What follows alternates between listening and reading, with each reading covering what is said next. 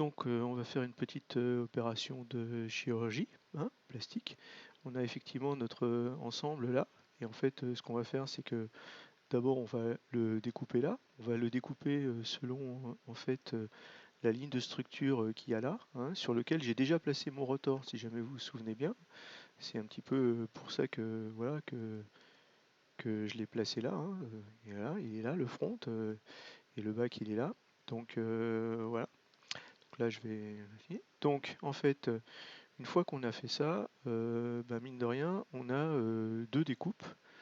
Mine de rien, on a cette première là. Alors attendez, je vais virer. Voilà. Donc on a cette première découpe là. Pouf. Voilà, on a coupé le moteur, hein, avec bien là le petit cercle qui va nous permettre de placer le front rotor, hein, qui vient s'intercaler là, avec normalement, on va dire, un 0,1 mm de marge, hein. C'est-à-dire que là, en fait, normalement, vous voyez, il y a 0,1 mm de marge, ça touche pas. On va voir si jamais ça suffit ou pas, quoi. Voilà, et sachant que de l'autre côté, normalement, bah, on a la même chose. C'est-à-dire que si jamais je montre pas ça, mais que je montre effectivement de l'autre côté, ah,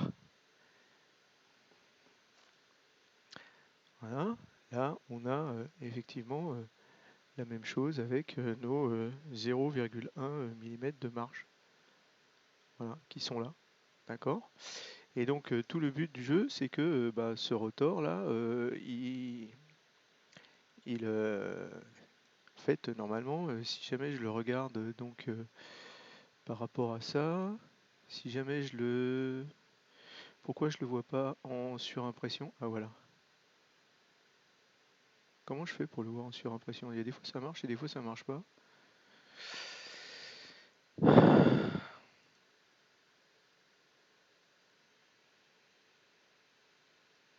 Voilà, ça a marché presque. Ouais, je peux pas trop voir qu'il y a une marge par rapport à ça, mais bon, normalement, ça y est. En fait, si je peux le voir, si jamais je vais dans View, Draw Style, Wireframe, là on voit qu'il y a une différence, c'est-à-dire que lui il est un petit peu plus loin. Voilà, c'est exactement ce que je veux.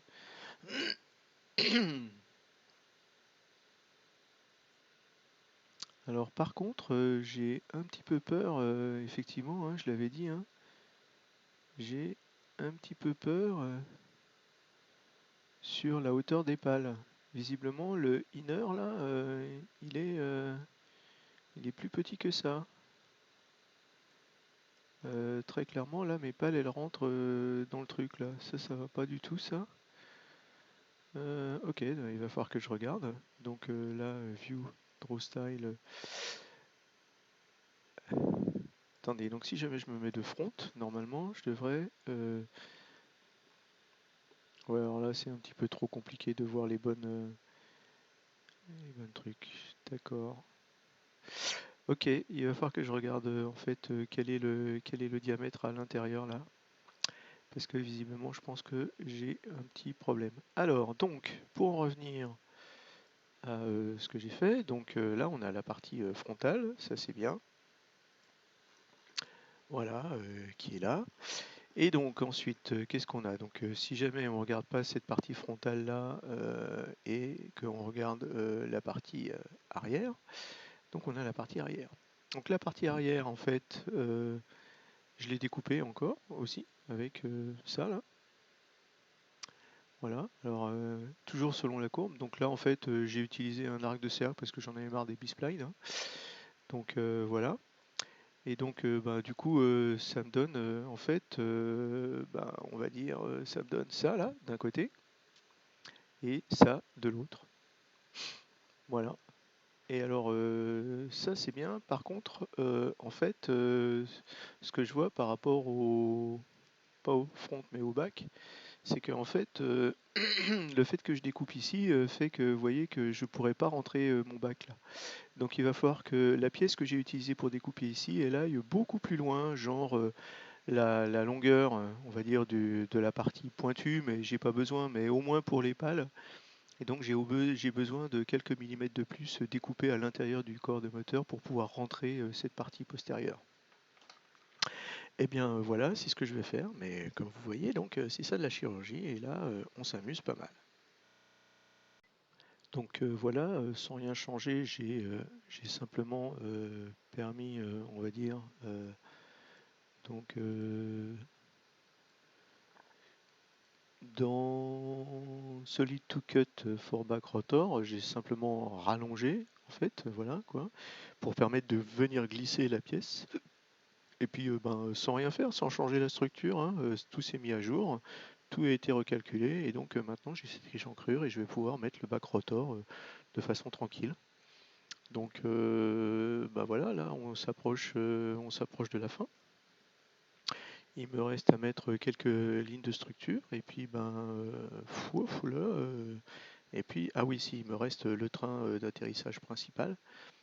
Sinon pour tout ce qui est de là, et ben on est pas mal, je pense. Voilà, donc quelques lignes de structure, quelques petites décorations. Il y a une petite excroissance ici. Et puis ici, il y a des petites entrées d'air. Donc voilà, on va se faire ce genre de choses, mais normalement, on n'est vraiment pas très très loin de la fin. Ben donc voilà, comme d'habitude, je sauve assez fréquemment. Je ne sais pas si je vais mettre un petit peu plus d'épaisseur dans la ligne de structure, mais c'est assez simple en fait, puisqu'on on a des lignes ici. Il suffit de suivre le edge avec un petit rectangle qui va graver en fait, et tout ça, ça permet d'être, ben, de le faire simplement, quoi, on va dire. Bon, bah écoutez, c'est pas mal tout ça. Bon, on va essayer de finaliser l'aile assez rapidement, hein, puisque donc en gros, qu'est-ce que ça veut dire? Ça veut dire qu'on a pris cette pièce-là qui sert à, on va dire, trouer la, l'aile pour pouvoir véritablement avoir l'emplacement du train d'atterrissage à l'intérieur de l'aile. Donc ça va assez rapidement, en fait, ce qui donc nous donne quelque chose comme ça. Voilà, avec un beau trou à l'intérieur. Ensuite, ce qu'on fait, c'est qu'on rajoute les pins qui vont rentrer à l'intérieur du Karman pour pouvoir fixer l'aile. Donc on obtient quelque chose comme ça. Ça va assez vite.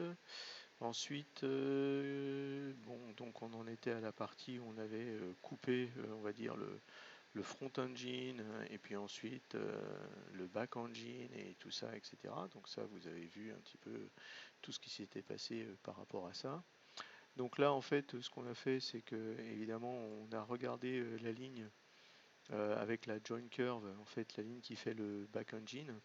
Et donc, en sweepant, on va dire, ce petit rectangle, comme je l'avais dit un petit peu dans la vidéo précédente, et ben, ça nous permet d'avoir en fait la découpe ici de la ligne de structure. Donc on va commencer à découper les lignes de structure. Après, quand on regarde les éléments de référence, on voit qu'en fait il y a une espèce de forme là qui est ici. Elle est aussi apparente dans mon plan 3D. Donc ben voilà, je les ai faites, hein, voilà. Ce qui m'a permis, on va dire, de les coller en fait. Oups là, excusez-moi, aux parties de mon engine. Voilà. Alors attendez, voilà, qui est là. Là. Donc voilà, donc bon, c'est simplement une petite forme faite par un sketch, ensuite avec quelques filets et puis un petit trou à l'intérieur. Donc ça maintenant, vous maîtrisez tout ça, hein, donc il n'y a pas trop de problème. Je ne vais pas passer là-dessus. Et ensuite, on va commencer à retirer, on va dire, ben, voilà, hein, selon la même technologie que ce que vous avez vu les dernières fois, on va retirer les lignes de structure. Donc bon, je ne vais pas trop insister là-dessus. Euh, alors après, visiblement, il y a quand même un autre extrude à un moment par rapport à celle-là. En fait, ça sert à quoi? C'est pour pouvoir découper, on va dire, la porte du train d'atterrissage, ce qui va me laisser ici quelque chose ensuite qui va en fait avoir cette porte d'atterrissage là qui va pouvoir être séparée. Donc à partir de là, je vais parler donc de cette forme qui a la découpe du train d'atterrissage. Si jamais je me mets en vue de dessous, on voit que normalement il y a une forme de train d'atterrissage qui est exactement celle que j'ai découpée. Donc là, bizarrement, j'ai assigné le sketch de ce côté-là, je l'ai mirroré de ce côté-là pour pouvoir avoir la bonne découpe du bon côté, quoi, etc. Et puis ensuite on y va, hein. C'est simplement des découpes supplémentaires pour avoir toutes les lignes de structure qui vont bien. Donc il y a rien de compliqué par rapport à ça. Donc là, c'est celles qui correspondent aux petits cercles, etc. Et donc ça nous arrive avec les lignes de structure supérieures, les lignes de structure inférieures, et puis les petits cercles qui vont bien. Et puis on continue comme ça, hein. C'est pas très, encore une fois, pas très compliqué, tous les petits cercles, etc. Ce qui nous amène à cette étape-là, où là, cette fois-là, on a tous les petits cercles de ce côté-là. Et ensuite, on découpe, on va dire, l'espèce de trim. Voilà, ce qui nous amène petit à petit, enfin, à cet ensemble-là. Alors cet ensemble-là, en fait, si jamais on regarde, là, il y a effectivement l'ensemble, je vais me mettre de ce côté-là. Voilà. Donc là, on a maintenant effectivement notre belle forme ici. Et ce que j'ai fait, c'est que j'ai rajouté une basis for the landing gear, dans lequel en fait j'ai utilisé un cut, voilà, un loft que j'ai positionné approximativement par rapport à la position du train d'atterrissage. Mais je pense que je reviendrai dessus ensuite, parce que je pense que c'est pas le positionnement final dont j'ai besoin. Et donc, voilà, encore une fois, ça me donne mon left wing ensemble. Donc il va falloir que je retravaille quand même cette partie-là. Mais on voit que là c'est la fin. Eh bien on en est à la 47e vidéo. Et j'ai le bonheur de vous annoncer que voilà, on a fini en fait le design de toutes les pièces. Donc en fait, ce que je fais d'un point de vue structure du fichier, c'est que j'ai collecté toutes les pièces à imprimer dans un groupe qui s'appelle Final Prints. Et donc ce groupe, il est fait de telle sorte que en fait, quand je lui demande de s'activer, je vois tout ce que je dois imprimer. Voilà, j'ai les pièces de gauche, les pièces de droite, etc. J'ai tout ramené à ce même niveau-là. J'ai aussi un autre groupe sur le cockpit, et donc à l'intérieur, je peux rentrer, on va dire, tout le cockpit à l'intérieur. Et là, je vois, alors évidemment, j'ai mon petit, excusez-moi, j'ai mon windshield avec la partie imprimée, donc ça, effectivement, je pourrais la retirer, on va dire, de ce, voilà, windshield ready for thermo. Je peux très bien mettre que le windshield de base. Non, ah mince, c'est pas celui-là non plus. Clock, alors base for windshield, complete windshield. Voilà.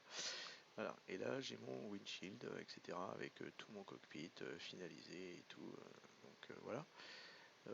Bon voilà, là on a tout. Alors évidemment, comme j'ai construit les roues, les main landing gear et tout ça au niveau et les rotors au niveau de l'origine, bon, on a tout qui est rapatrié là. Donc voilà, mais voilà, hein, on a tout. On a tout. Ça c'est quand même assez magique là.